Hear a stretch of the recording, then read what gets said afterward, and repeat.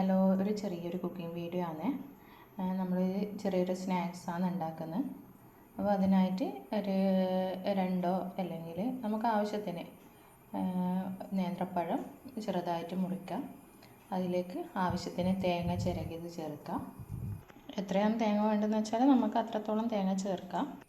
ഇനി ഇതിലേക്ക് ആവശ്യത്തിന് നെയ്യ് ചേർത്തിട്ട് നന്നായിട്ട് മൂപ്പിച്ചെടുക്കുക.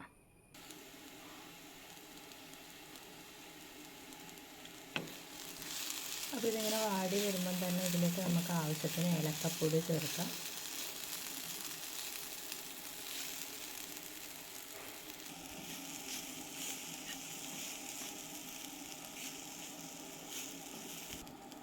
ഇനി ഇതിലേക്ക് അല്പം ശർക്കര ഉരുക്കിയതും കൂടെ ചേർക്കാം.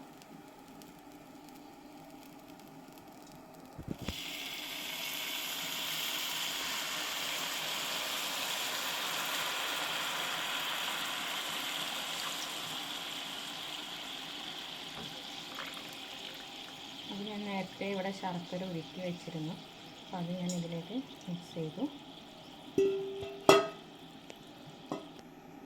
നന്നായിട്ട് ഇതൊന്ന് മിക്സ് ചെയ്യുക.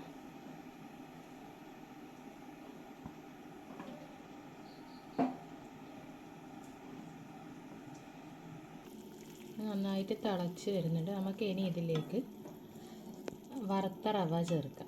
അപ്പോൾ ഞാനിവിടെ റവ വറുത്തെടുക്കുന്നില്ല. വറുത്ത റവേനെ നമുക്ക് മേടിക്കാൻ കിട്ടും. അപ്പോൾ ഞാനിവിടുന്ന് ഈ റവ ചേർക്കാം.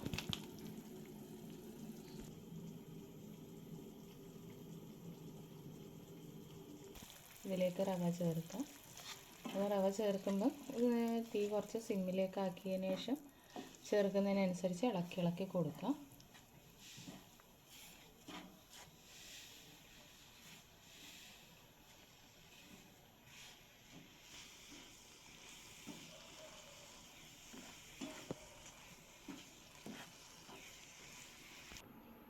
ഇനി ഇതൊന്ന് കുറച്ച് തണുക്കാൻ വെക്കാം.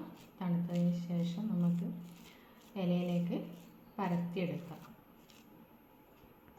ഇനി നമുക്കിതൊന്ന് ഇലയിലേക്ക് പരത്തിയെടുക്കാം.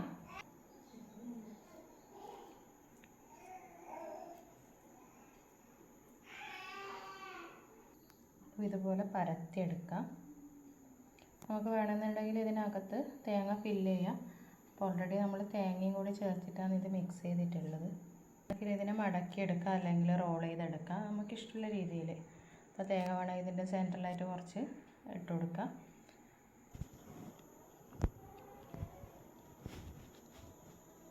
ഇതുപോലെ ഞാൻ മടക്കിയെടുത്തു. സാധാരണ നമ്മൾ ഇലയിടാക്കുന്ന അതേ രൂപത്തിൽ തന്നെയാണ് മടക്കിയെടുക്കുന്നത്.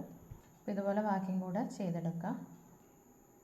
ഇത് നമുക്ക് ആവിയിലേക്ക് എടുത്ത് വെക്കാം. ചെമ്പിലേക്ക് ഓരോന്നായിട്ട് പറക്കി വെക്കാം.